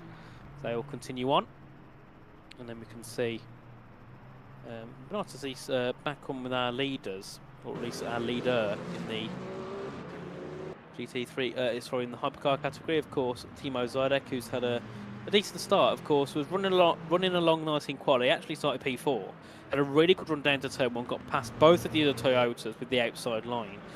Then, of course, just flew away with the assist of Ursu, and then has obviously had the waves part for him, and now he's with a 15-second lead, and he's going to probably secure this victory. I think he's 23 seconds ahead of the next car in class. That be in same car, that being Van der Kolen, and here is Ursu. Of course, unfortunately, it's going to be getting past his old rival in this race here. Sorry, no, that is a number 4. That's Scheckerman. So Ursu is even further down than that, unfortunately. A big shame for Scheckerman here. As we, sorry, for Ursu to continue on here. Of course, let's see, won't be long before Zidek gets that moving. Into the pit stop, into the pit lane goes Zidek, making his first pit stop and probably only pit stop of the race. And I don't think anybody else is going to be that far back. I think Anderson, Van der Kolen and co will probably be heading into that very shortly themselves. Here is Oliver Anderson in the Cadillac, heading into the pit lane, and I'm sure Van der Kolen will follow suit as well. Of course, the Moy, I think he's also into the pits and nearly actually tapping the back of Van der Kolen in the process of it. Those two both in, and then of course everybody else down to Schilekens will also head into the pit lane here with 17 minutes to go in this one.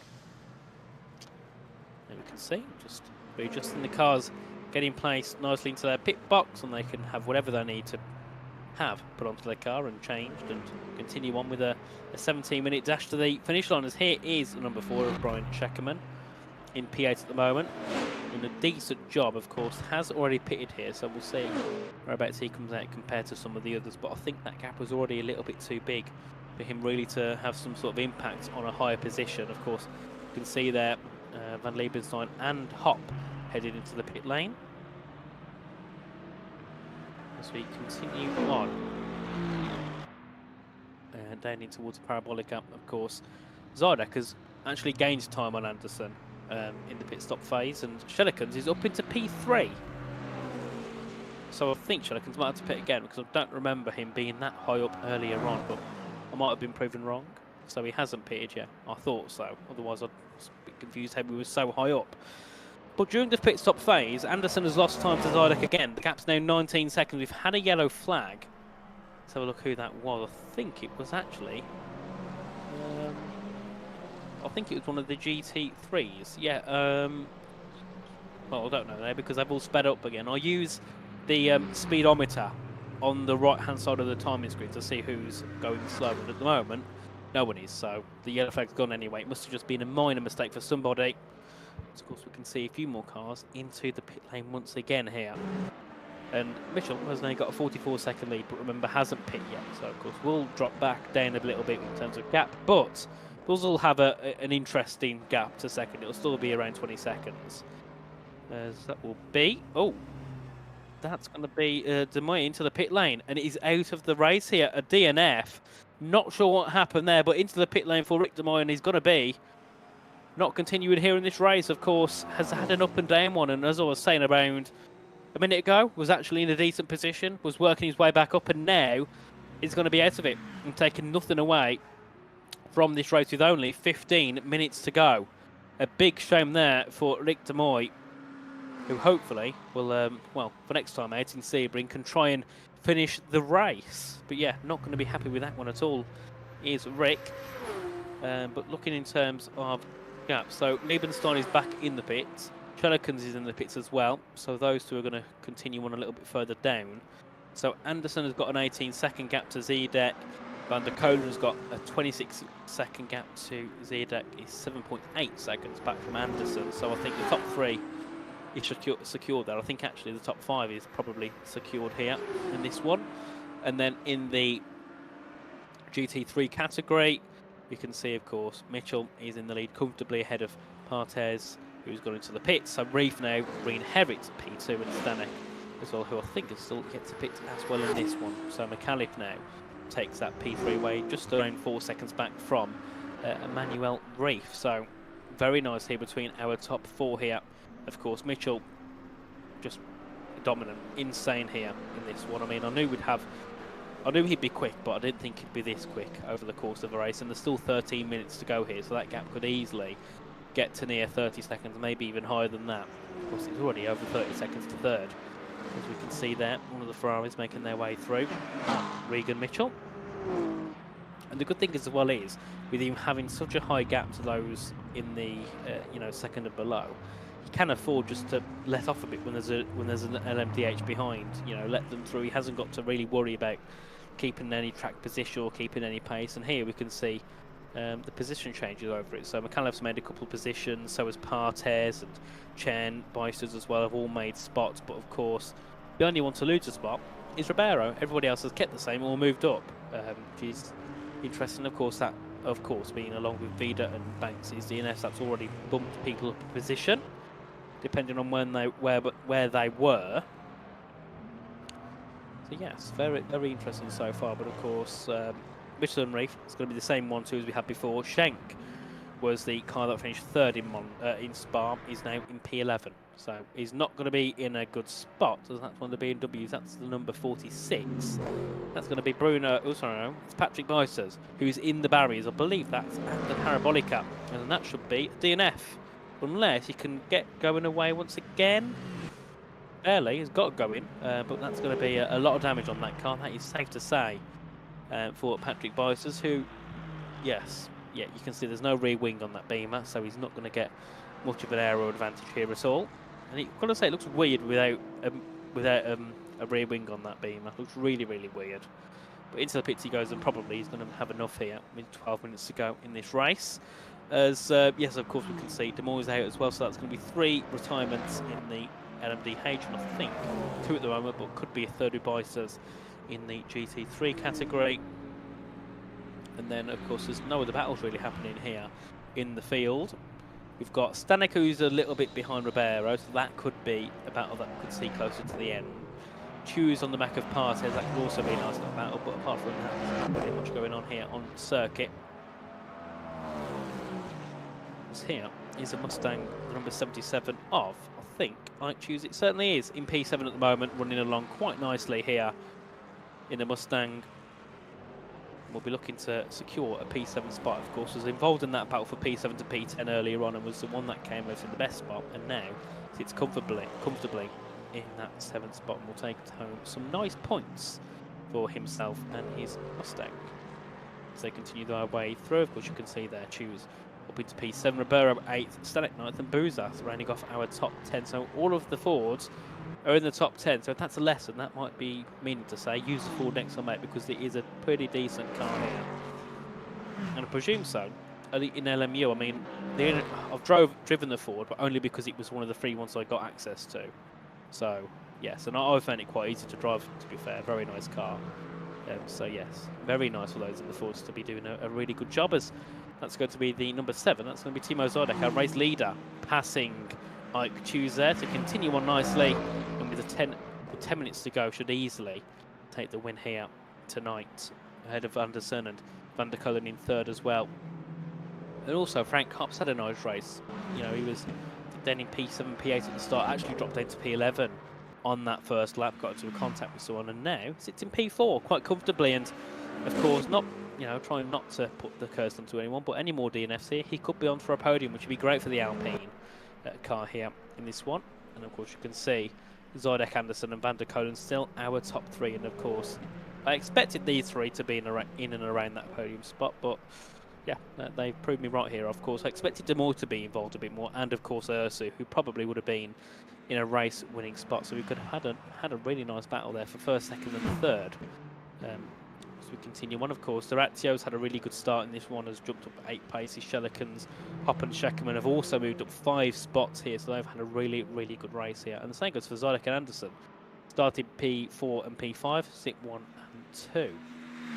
And of course, this is perfect for Anderson to lead the championship going into round 3. P1 and a P2 will certainly put him in that favoured spot, of course. We had Ursu, who's going to finish P2 and P9, and then we haven't got Edvard Keziks here tonight, so he won't score any points in the hypercar category. So this is a very good here for Oliver Anderson in the Cadillac, and the only Cadillac left running. The other one is Sire, who unfortunately had a DNF around 20 minutes ago. A big shame, of course, there for Massier Sire, who I think had contact somewhere with someone. I think he was one of those that had a bit of contact with the GT3, ended up in the barriers, and then just thought, yeah, you know, there's no point continuing. We can't. The car's done for. There's here, you can see one of the one of the Fords continue on. I think that might be our Choose here. It certainly is ahead of one of our hypercars who will make their way through. And then, of course, battle for position is P6 and P7, Ujus, Partes and Ike Choose. So we can see what happens between these two here. A little bit wide, though, for Choose and Neely, spinning round and chewing up a little bit of gravel through the parabolic up. Certainly would not have been ideal for him. So we continue our way down towards turn number 1. Let's see what happens here, of course, with 8 minutes to go. Not long before we get to see the conclusion of this one.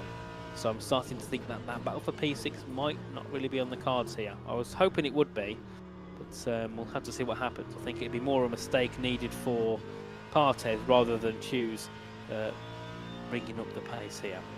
Continue on.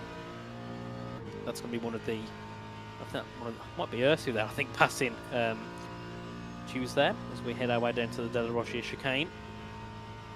And then you can see, oh, what's a lock-up for the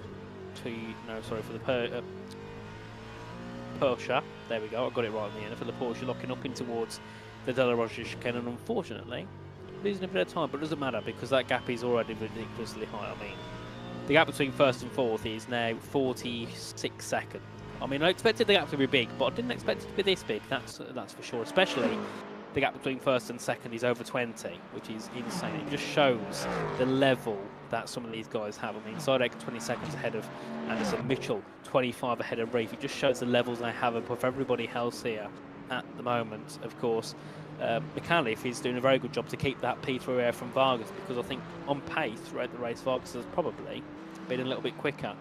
But McAuliffe has, you know, got everything done correctly. He's played his strategy off right. Has got in and out of traffic when he needs to at the right time, and you know, all of that stuff adds up. And over a race distance, a couple of tenths of a gain here and there can, you know, make quite a couple of seconds, and seems to have done so far. As Scheckerman is in the pits, so well, that's not going to be good for Scheckerman's race. Either has made a mistake, got a bit of damage, or possibly pitted too early earlier on, and well, he's going to drop down possibly to around, I think, P9 behind Ursu, ahead of Santana. As here is Scheckerman. You've got to drive through. So it's came out in P7. Decent gap ahead of Rndurance, so it should be fine ahead of the Toyota. A bit of a lock up into the chicane, and certainly not one thing you want to be doing when you've got a car that's coming up quite quickly on your rear, of course. Rndurance is now 5.7 seconds back from Checkerman, who we can see there on our screens. And then looking there, we can see here, might choose again on off board as he heads his way through. Of course, has got Parters ahead, and actually that gap has came down. It's 7 tenths. So I said that that battle might happen, and it certainly has, because they are now going to have a good fight to the end, I believe, here. Let's see what Choose can do on the back of Luigi's Partez in the Ferrari. Ferrari versus the Ford. And of course, you can see there that slipstream as they head their way into the Ascara chicane. And we can see, very nice by the both of them. Of course, these two have been consistent throughout. You know, they've not really gained a lot, they haven't lost a lot, they've just been consistent with their pace. And so far, it really is paying off here for these two, as they're looking to bring home a P6 and P7. And now I've said that, they're going to both hit each other and spin out and either DNF or end up dropping all the way down the field. That's my luck as a commentator. I always end up bringing along a commentary curse. Well, let's see what happens here then. So down towards turn 1, they go. Shoes on the back of Partez. That gap's just over 6 tenths here, so it's going to be close. Let's see what happens. Of course, compared to the hypercars, they've got nowhere near the same amount of slipstream. It's came down by a couple of hundredths, but nothing to really laugh about here. Into the braking zone they go. Heading through, and a bit of a mistake on the exit there for Choose, having to correct the car and lose a couple of tenths to the back of Partez. And of course, that is the type of thing that Partez will be hoping on here, holding on to. Hoping that there'll be mistakes made by Choose just on the exits or some corners, pushing it that little bit harder to catch up and get themselves into a higher position. As we head our way back into the braking zone of turn number 3 and 4, of course, at the De La Rogier chicane.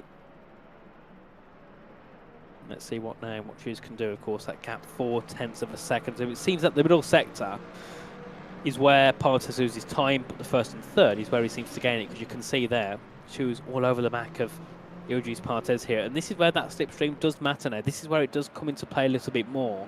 And they have got 2 of the LMDH cars behind them who will pass quickly. One through. The second one will look to pass through as well before they hit onto the brakes into the Ascari chicane. And that was nearly a tap there by Choose on the back of Partez. I think Partez was a slight bit worried there about the 2 LMGHs ahead, and that, of course, is a fight for position. It's Durancio and Ursu. Of course, Ursu, one of those fighting for a win earlier on. Big shame to unfortunately see him down in 8th position, and of course losing probably a couple of spots in the championship here because of this. But could get ahead of Durancio quite shortly. He's got to look for a bit of a switchback there. Had the outside into parabolic and might go for the inside move here into the Ratafilio chicane. 2.5 minutes to go here, so if he gets this move done, he could have this move done and dusted fully here. So we head onto the brakes now, in towards the braking zone we go, and there we are. Nice move, and Ursu gets a little bit of a tap there from Durancio, and unfortunately loses out. And again, Ursu, with no fault of his own, heads into a bit of contact, and Durancio, you know what, fair play to him there. Sportsmanship, and lets Ursu through. So very nice there from Durancio. Knew he was in the wrong and was like, yeah, there's no point really, fighting with that one. We'll let him through and we'll fight again another day. As here we have another battle on track. This is Vargas and Ribeiro, and I feel like it's every time we get to the end of a race, the battles all of a sudden appear. We don't have any through the middle pass or the start. Well, after like 5 minutes, all the battles die down. Then we get to like 2 minutes to go, and all of a sudden everybody's teleported to being within a second of each other. So we have a nice little battle here brewing up. Of course, we've got that battle between Ursu and Durancio. We've got a battle between Partez and Choose, Vargas and Ribeiro as well. So 3 little battles to watch on here to the end of this race. 1.5 minutes to go. So not long before the checkered flag will be waving. And let's see what happens here. As we can see, Vargas actually losing time. Sorry, Ribeiro losing time to Vargas as they was letting one of the lapped cars, well, one of the LMDHs through.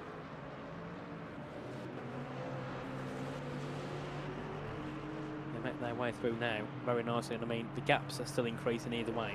Zidek to Anderson, 20 seconds. Mitchell to Reif, 26.5. So the gaps are constantly increasing here. And I can't really see them dropping at any point now, unless anyone has a big mistake with a lap to go. As you can see there, penalty for Spenkling, unfortunately, who sits then in P11. Has also not been the best race for him either. Certainly could have been a better one for him. We have got a yellow flag, and that is Spenkling, unfortunately, who's either had a spin or has dropped heavily into one of the braking zones and has hit 10 kilometres an hour, which I don't think you'd really be doing at any point. As we head our way back down towards turn 1, and here is, well, Anderson's in the middle of these two. We'll be looking to dispatch them ASAP and, well, let Vargas and Ribeiro get to what they want to do.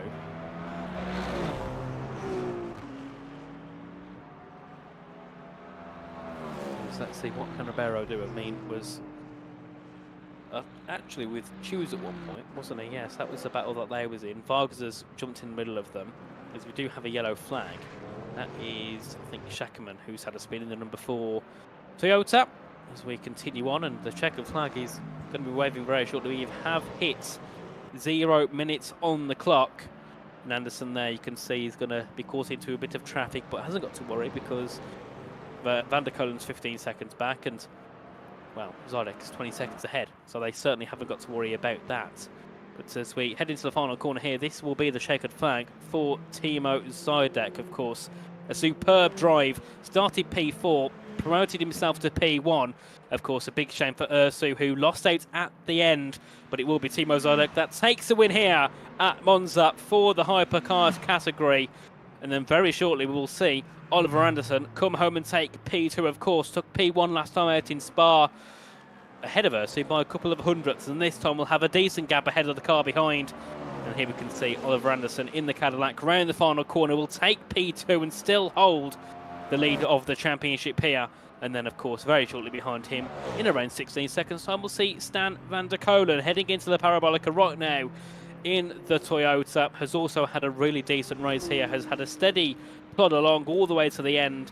Will pass one of the GT3s in the process and will claim that 3rd spot. A great race here by Stan van der Kolen. And then here we can see Regan Mitchell on the final lap as well for the GT3 category. Of course, took the win last time out in Spa. He's leading now by over 26 seconds to Manuel Reif, who also took 2nd last time out. So it's been status quo here for Regan Mitchell. Pole to checkered flag here, first to first, as he rounds the Parabolica now up towards the line, and it will be Regan Mitchell that wins here in the LMGT3 category at Monza. And then a long wait until we see the car who finishes in 2nd, which is Manuel Reif. And then I hope I'm not reading that wrong, because if I am, then the car in 3rd is 80 seconds back from Manuel Reif, which also shows how good that is. And actually, never mind, they've finished. That was Jack McAuliffe who crossed the line to finish P3. Manuel Reif will cross the line very shortly as well to take 2nd place here in the LMGT3 category. A very nice drive to also claim P2 once again in the championship, and flashing his headlights as well as celebration as he crosses the line. And there's only a couple more cars left to finish, that being Andrea Urso, who's just finished the race. And there we go, that is everybody crossing the line and finishing here. And very shortly we'll see the full race classification for this race. And there we can see it's Timo Zidek who took the victory, 22 seconds ahead of Oliver Anderson, and then Stan van der Kolen in 3rd. Frank Hopp 4th, and Sam von Liebenstein rounding off that top 5 ahead of Mick Shellikens in P6, Andrea Ursu 7th, Carlo D'Orazio 8th, Brian Checkerman 9th, and then Valtteri Santala in P10. And then in P11 will be Sem Spenkling, unfortunately not the best race for him. And then, of course, we did lose Rick Demoy, Maciej Saya, and Luna Tranca throughout the course of that race. And then for our LMGT3 category, it was Regan Mitchell that took the win there, 31 seconds ahead of Manuel Reif, and then they were miles ahead of Jack McAuliffe in 3rd place. A very good race for the Fords, and also a great race for the McLarens, as Mike Abranhosa finished in P4 ahead of Ilju's Partes, ahead of Ike Chews, Nick Vargas, Bruno Ribeiro, Thomas Stanek, and then Konstantinos Buzas, the top 10 here in the GT3 category. And then we had Dmitry Schenk, of course, podium sitter last time out. Certainly has been a horrific evening for him. Dominic Chen in 12th, Nelson Abranhosa, and then Patrick Weissers, all of our finishers. And unfortunately, we did lose Pascal Vida and Lester Banks. So there we go.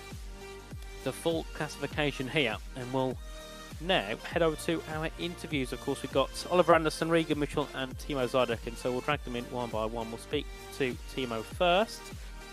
Timo, welcome in. Can you hear us? Yeah. Perfect. So, brilliant race, really good race. Of course, qualifying didn't quite go to plan, getting P4, but of course, at the start, you managed to launch yourself into the front, having a great battle with Andre Urso. Of course, he got collected by GT3, and then after that, it was kind of just getting to the end because Anderson was just falling back every lap, and you just had I suppose, a bit more comfortability every time you crossed that finishing line. Oh yeah, I was very confident in the car today.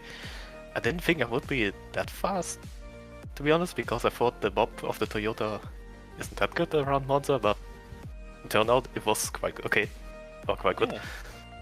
Yeah, it worked quite well. I mean, I think all Toyotas had a decent bit of pace here this evening, so certainly it must have worked out in your favour. And of course, next time out we head off to Sebring, of course, a bit of a different track to Monza. How do you think that you'll be able to handle that circuit?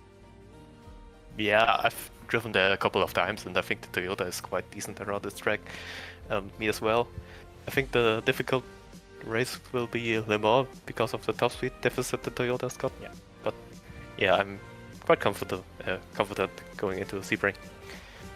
Indeed, and of course, with the P4 in quali earlier on, was that just due to a lack of pace, or did you make a mistake on those final couple of laps? I'm not good at getting that one good lap in quali. Indeed, well, that race pace certainly paid off, didn't it? Yeah, definitely. Very nice race indeed. Also, the setups are built for race, not for quali. Oh, okay. If I sacrifice a bit of quali pace, it's okay if I can get it back in the race. Yeah, definitely. You certainly did indeed. I mean, you took the fastest lap as well, so certainly out there on pace in the race. But Timo, thank you for joining us. It's been a pleasure, and hopefully we'll see you next time in Sebring. I hope as well. Thank you. Right, have a good one, mate. Bye. Next we'll bring in we'll bring in Oliver. Oliver Anderson, welcome in, mate. Can you hear us? Yes. Thank you. Perfect. So, very nice drive. P2 in the end. I mean, as the race was going along, it was a bit touch and go. At one point, you was up in the top two. Then you dropped down to fifth, and you was just jumping around those top 5 positions. But in the end, a P2, very well deserved. I think you finished around 15 seconds ahead of Stan, and of course, it was quite a big gap to Zardek. But either way, a really good race. P2 in the end. How did that race go for you, in your opinion?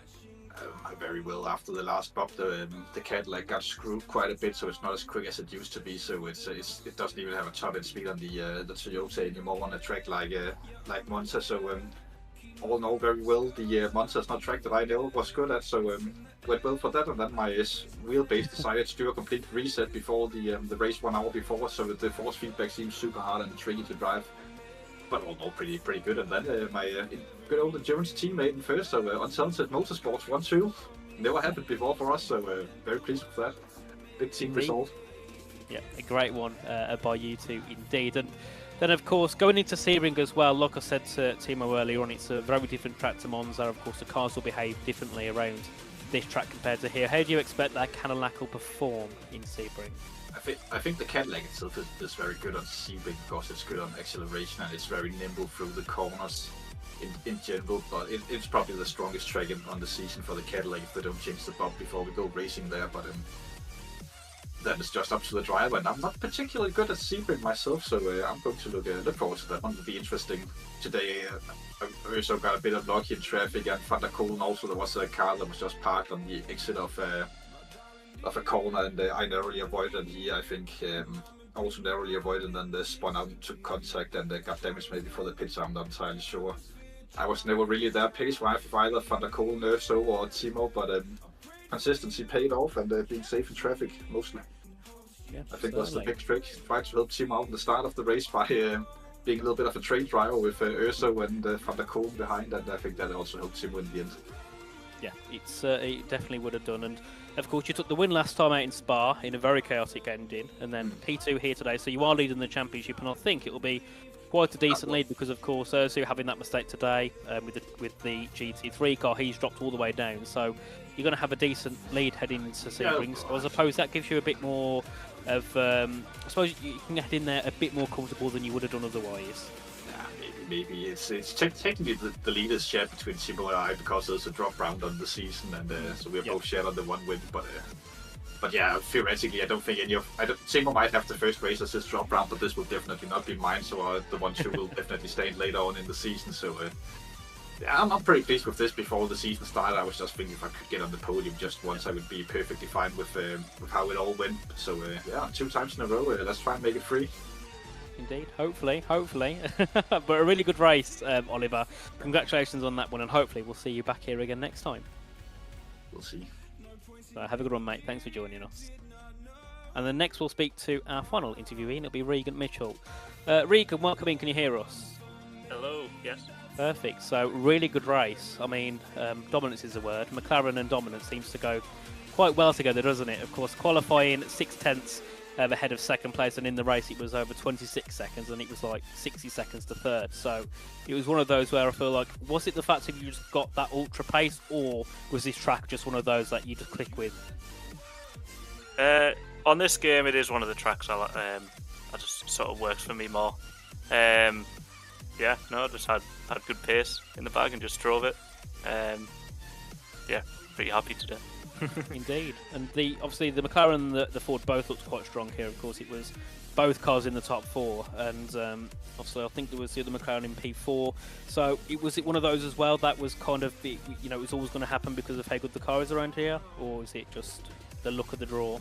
To be honest, I don't really know in this game where any car kicks out, but I think the balance is pretty good overall. So my only problem was front tyre wear, which I have everywhere with the McLaren. It seems just to be something I can't shake, but yeah, it is fast.